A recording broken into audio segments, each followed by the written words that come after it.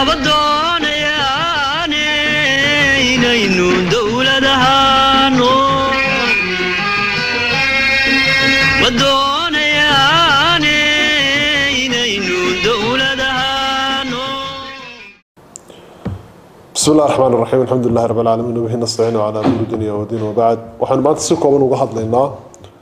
arinta hadalhaynteedu xoog uga taagan yahay dalka ee ku saabsan buqacada istiraatiijiga ah ee Ilaahay ugu deeqay shacbiga iyo qaranka Soomaaliland ee ku taal geeska Afrika gaar ahaan gobolka Saaxil ee geeyiga Soomaaliland oo ah magaalada Berbera waa isha kaliya ay Soomaaliland dhaqaale ahaan ku faanto waa isha kaliya dakhliga kolba xukuumadda marba talada haysa xoojiya waa isha kaliya ta ee Soomaaliland wuxuu uga soo degaan waxna ay ka dhoofiso waxay dhoofisaa Soomaaliland waa xoolaha iyo ganacsiga iyadu gaarka u leedahay waxa uga yimaada dunidana waa baayac mushtarka kala gedisan afa qaran baa dhacday ashkhas baa ku tagrifashay mas'uuliyadii iyo maamulkii iyo madaxtinimadii qaranka waxay marin habaabiyeen micnihii miisaankii mandaqada geeska ay ku lahayd marsada Berbera waxay galeen wax ay ku sheegeen heshiis laakiin aan sharciyan heshiis ahayn waxay bahdileen qiimihii uu qarankani lahaa gaar ahaan dekadaas xisbiga wadani horiyo dambeysaba mowqif adag buu ka istaagay madaxdiisa iyo mas'uuliyiintiisa waxay sheegeen maalgelinta dalka lagu sameeynaya inay micne xisbi ahaan u sameynayso waana aragtidaan u qabno waana soo dhaweynaa markaste mana diidinin laakiin wadada loo marayo iyo wasiilada loo marayo horumarka qaranka iyo qaayada la doonayo in lagu gaadho ma tahay tii la rabay ee saxda ahayd dalka waxa ka jira sharci waxaan sharciga dalka muwaafaqsan yahay anagu waxaan ku adagnahay angalka sharciga waxaan doonaynaa in hantida ummadan ayna si fudud gacantooda uga bixin oo dana shisheeye iyo gacmo shisheeye ayna gelin oo maamulkeeda iyo maaliyadeedaba muwaadiniinta Soomaaliland ay lahaadaan mulkigiisa laakiin waxa cadaatay in dhaxal wareejin hantidii ummadda Soomaaliland ka dhaxaysa lagu sameynayo ay wadaan ashkhas ku macaashtay dana shisheeye hadda waanu mar labaad ku celinaynaa ma waafaqsana shuruucda dalka u taala waxa lagu sheegay inuu heshiis yahay dhexmaray shirkadda DBO la leeyahay iyo ashkhas gaar ah oo magaca Soomaaliland huwan seebaan u waafaqsanayn bartan doonayna inaan ummadda u baahino ama u iclaamino ama ummadda Soomaaliland ay ogaataa waa bartan marka la leeyahay qaranku saddex qaybood buu ka kooban yahay international loogu wuxuu dhigayaa xeerka caalamiga ah marka qaran la sheegayo saddex shardi waa in la helaa kow waa in dhul la helaa laba waa in shacab la helaa saddex waa in xukuumad la helaa saddexdaas uu qaran ku noqda qarannimadeeni way kaamil yeelatay oo xuduudaheenu way sugan yihiin xukuumad baa jirta dhul aynu leenahay oo macayima baa jira shacab qiimala baa jira xuduudaha iyo maamulka dalka cidda ka wakiilka waa xukuumadda talada dalka haysa qodobka 7 dastuurku wuxuu sheegayaa waaxaha qarankuna inay saddex yihiin waaxaha qaranku waa saddex waa xukuumadda iyo garsoorka iyo baarlamaanka saddexduna shaqooyinka kala qabtaan dastuurka qeexay xukuumadda oo fulinta ah waa ilaalinta xasaanada iyo haybada qaranka iyo sugidda xuduudaha amniga caafimaadka waxaas oo dhan ay ka shaqeysaa garsoorkuna wuxuu ilaaliyaa ummadda wuxuuna ka ilaaliyaa dulmiga iyo tacadiga wana deerka dulmiga ka galaan muwaadiniintu oo isaguna sifo gaar ah buu leeyahay oo cadaaladii bartaan u socdaa waxa weeyaan baarlamaanku waa wakiilo cid ka wakiil yihiin waa kuwama baarlamaanka Somaliland cid ay ka wakiil yihiin sidoo qodobka 7 ee dastuurku sheegayo waa shacbi weynaha Somaliland ee 6 gobol ku sugan kuwaasay danahooga ilaaliyaan kuwaasay afkooda ku hadlaan kuwaasay masaalixdooda ilaaliyaan qodobka 3 firqadiisa labaad ee dastuurku waxay dhigaysaa heshiis kaste oo caalamiya iyo ku maxalliyo xukuumadda hadba talada qaranka haysa galayso waa in la horgeeyaa baarlamaanka waa in baarlamaanku ansixiyaa heshiisyada culayska maaliyadeed iyo maamul keensanaya oo kan DBO uu ka mid yahay culays maaliyadeed buu keenay ilaa maalintii lagu wareejiyay dekada Berbera ilaa hadda wax manfaco shacabku ay ku qabaan ma jirto lacag adagoo dollar bay la baxaan sicir bararka ummaddu ka cabanaysa cidda sababta waa iyada ummadii dhaqaaluhu ku kala socday ee wixii soo baxa iyaga dib loogu celinayay ee maamulka kolbada ka jooga ay u qaybinayeen iyadana waa xirmatay oo hantidii Somaliland oo dhan iyadoo dollar ah ay ku dhacdaa qasnadaha bangiyada maxay tahay imaaraat kuwaas baarlamaanka ee wakiilada ka ah shacabka Somaliland waxay eegayaan danaha shacabka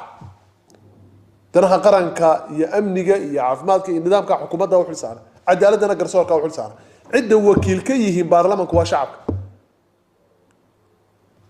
wixii la sheegay la leeyahay waa sharci nuqul qoraalo af Soomaaliya baarlamaanka la keenay sharci marka heshiis ama sulxi laga hadlayo shuruud baa loo eegaa sharciyan waa inay jiraan darafyada wax ku heshiinaya marka koowaad maatarka ama sabjaga lagu heshiinayana waa meesha yaala waa in maragii markhaatiyaal jiraan waa in saxiix iyo qalin ku dhaca inta wixii ka horeysa nuqullo ama daraaf ama waxa la yiraahdaa memorandum of understanding wax noocaas ayaa luqad sharci lagu tilmaamay laakiin marka laga hadlayo sharci waa in darafyadii wax ku heshiinayay ay saxeexaan wixii lagu heshiinayna meesha ku cadaada cidii maragii markhaatiga ahaydna ay ogaataa oo saxiix ay ku yeelataa maraga iyo markhaatiga shacabkuna waa baarlamaanka cidii heshiinaysay waa Somaliland iyo DB1 heshiiskii final noocu yahay sidoo soconay midna lama hayo waxa kale oo iyaduna isweydiin leh Somaliland ma haysato dijuri state maaha international looga marka laga hadlayo dawlad dunidu ictiraafsan tahay ma tagrifal haduu maanta ka dhaco hantida Somaliland ay leedahay xagee DBO laga dacwoonaya ma maxkamadaha Hargeysa laga dacwoonaya ma maxkamadaha Imaaraadka laga dacwoonaya maxkamad caalamiyo la tagi karaya ma jirta Somaliland la ictiraafsay yaa badbaadinaya legal protection yaa siinaya وسؤالها جوابته بهنا ولا لان كأن لحين تينا ماشي كوما عدا برلمان كل ما هو كينين ولا لان كان لبيس ديتك وحبلود السومال لا وكيلك كهاي أفكود وشعبك كهلي مؤجة أشخاص بقى إسكوضتها درافية كلا صوغ لي دور تمام مهم وحويا مشاكل كلام موقضة وحبل لقى عبسي قبابة هنتدا أمد الله ده هاي إن عد كل اللي وريته بلاتفورم كا أحسابته معارض كهيسته وحويا توسين تيت المامدة هدب حكومة ثلاثة ضلك هيس بدحونا هذا ثلاثة ضلك هيا وحكولنا شرعي قاص الرينا ومد إلهي عدة عقل لا أهل حل والعقد قالوا يكسروا دورته علمية عامة بقى وعلى لا وروحا أنفع يما تشوف بان القوة عقلا وشرعا لن نقبلها ولا نسمعها لا أقبلي كريا ما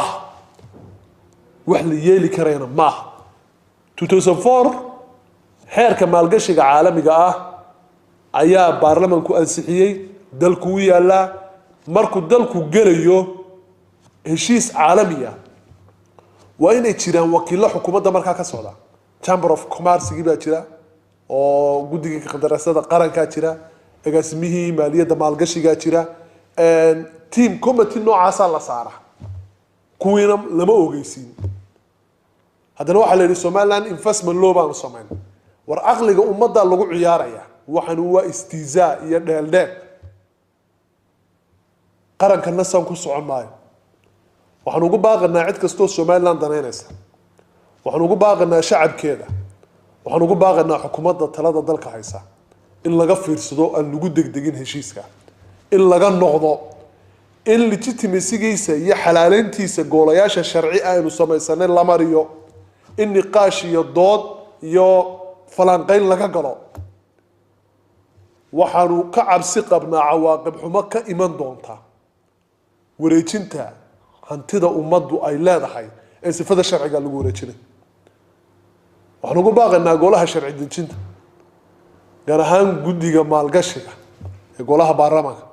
inay hawshan cod dheer iyo cod gaabanba ugu dhawaaqaan joojinteeda waxaan ugu baaqaynaa cidda danaha khaaska ku wadata in maatada somalilan iyo mustaqbalka muruqa iyo xooggu dalkani leeyahay aan ka fikirayn ee nolol maalimeedkooda iyo masaariiftooda maalmeed ka fikiraya inay ilaahooda uga boqaan mas-uuliyadda ummadda u hayaan waxaanu leenahay waxaan wax sharciga ku salaysan maaha wax maxaa tahay ummaddu aqbalaysa maaha maalgashi iyo horumar somalilan annagaa u tafacaydan annagoo wadaniyaa diyaar u ah laakiin sharciyan wax waafaqsan sharciga dalka maaha ugu dambeyntii waxaan leeyahay dadka ahluxalli walaaqdiga ah ee somalilan jecel culimada iyo ganacsatada iyo aqoon-yahanka dalka in la wareejinayo oo cid kale lagu wareejinayo oo micnihii somalilan iyo muwaadinimadii meesha laga saarayo oo maamulka jooga iyo kii ka horreeyaba ay ku wada socdaan baa muuqata la eegan kari maayo se wuxu socdaan ummadda u kaca dalka u kaca dalka badbaaduu inooga baahan yahay hantidaasi inagama go-ayso shisheeyaana berri ka maalin la wareegi doonaa fartaana dhexda laga qaniini doonaa waa taa imika sii muuqata inu sii arkay ninka ugu ildheer baa dadka ugu ayaa daran baa lii waxaa iyaduna xusid mudan oo hambalyo mudan madaxweynaha dowladda jabuuti mudane ismaaciil cumar geelle siduu ugu daneeyey shacabkiisa uu u fahmay makriga iyo shirqoolka dhagaraysan ee DB World ay wado wax manfaca inaanay hayn oo mashaakil iyo mahlakooyin ay sababaysay uu dalkiisa uga soo saaray waxaan u baahannahay hogaamiyahaasoo kale oo dareenka qadiyadda qarankiisa qalbigu ay ugu jirto oo ilaalinaya masaalixda iyo masiirka ummadiisa ee aan manfaciyo dhadhan maalmeed aan eegin aad buu madaxweynahaasina u mahadsan yahay madaxa somalilandna taasoo kale looga baahay inay fahmaan